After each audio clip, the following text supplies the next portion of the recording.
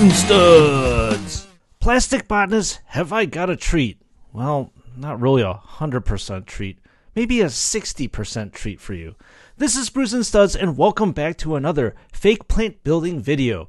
In this build and review, we're going to be putting together another non-LEGO build that has caught my eye as I was browsing the extensive catalogs of the largest American online retailer. The reason why I bought this set was, well, it looked really cool, and to be honest with you, the set also reminds me of growing up with my mom in my childhood home, but more on that later.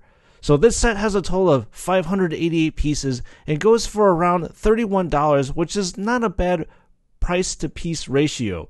A good ratio is typically 10 cents per piece, and this set falls way below that. But keep in mind, it's not a LEGO set though. This set is brought to you by a generic manufacturer called ENJ Brick. So the build is simple enough. You start off with building a vase that the Phalaenopsis or the Orchid moth is housed in. Then you progress onto building various leaves, and then the stems, then the flower buds, and finally onto the flowers that are in full bloom. There are a total of 4 flowers that are in full bloom in this set. I kind of wish there were a little bit more, but there may have been some weight issues if the creator decided to put too many flowers on a stem because, well, the plastic stem cannot handle the weight of more than 2 flowers, I presume. There are at least 5 to 6 flower buds, which look very similar to the flower buds of the real flower, to fill out the rest of the set. As I have said many times before, when we are wandering outside the LEGO gardens, there are some issues that we may encounter. These issues can be fitment issues, quality control issues, such as not having enough pieces, or not having enough, well, instructions to build the set. The instructions can be vague and not direct, and there may be even issues with the bricks themselves. Unfortunately, with this set, I ran into a lot of the issues I just described. The quality control is not as stringent as the LEGO groups at all, so there is a reason why LEGO sets are so expensive, and why they're the best building toy maker in the world.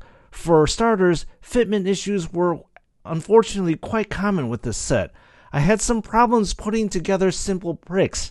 They simply did not fit right and took too much effort to connect into place. The instructions were also quite confusing and had me building more flowers than I had pieces for. Even though through the miracle of cinema, this build was compressed down to 7 or so minutes, it actually took me over 1.5 to 2 hours to build in real life because the instructions were so vague, and I kept second guessing where things were supposed to go in this set. Somewhere in this video, you can also tell that there were some problems with the bricks themselves. It appeared that some of the plastic seeped out of the mold, so therefore there was some extra plastic around the bricks, which then adversely affected the fitment. I'm sorry that I'm not painting a good picture for this set, but this channel is all about honesty, and to date, this was probably, well, the most frustrating set for me to build due to the issues that I had described to you all. I am pretty sure that things may seem fluid as I am putting together the set on the video, but trust me, it was anywhere less than fluid. With regards to the quality of the set, I found that the stems as well as the leaves are not adequately secured inside of the vase. If you want an example of how to secure a heavy leaf and flower element inside of a vase or a pot, then look no further to the LEGO set Bird of Paradise. That is the most superb set in terms of build quality and strength of the build structure.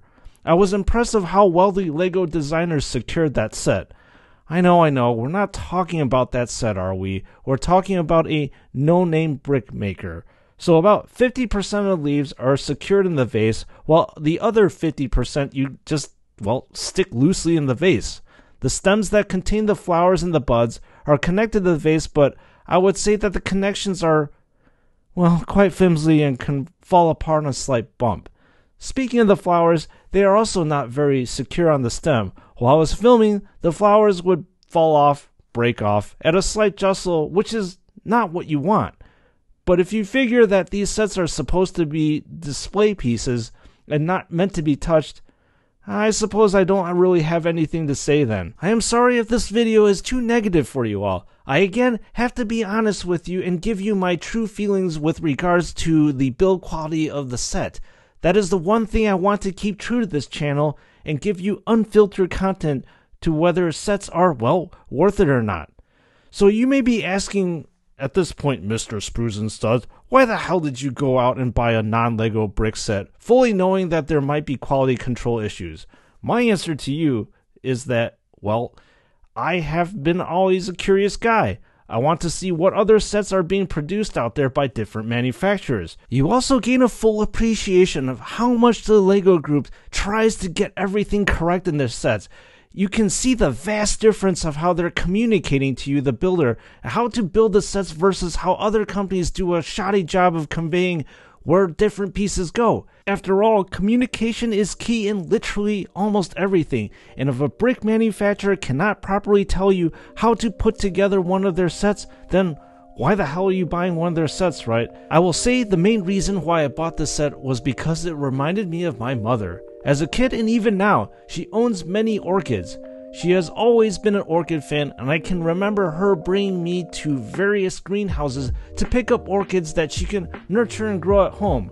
Of course, I was bored out of my gourd at these orchid warehouses because what kid in general would be interested in rearing plants, right?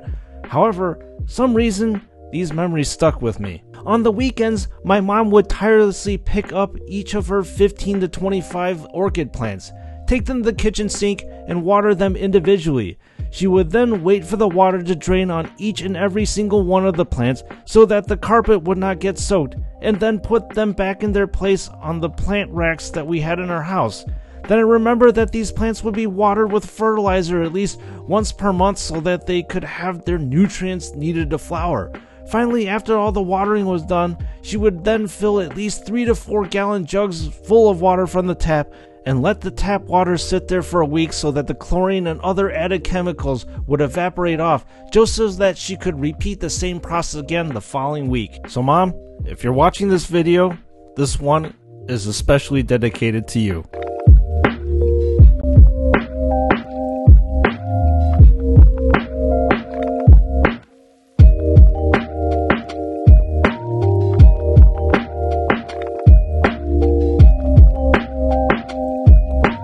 Anyway, does this set make you want to stray outside of the hallowed Lego halls and try to build yourself?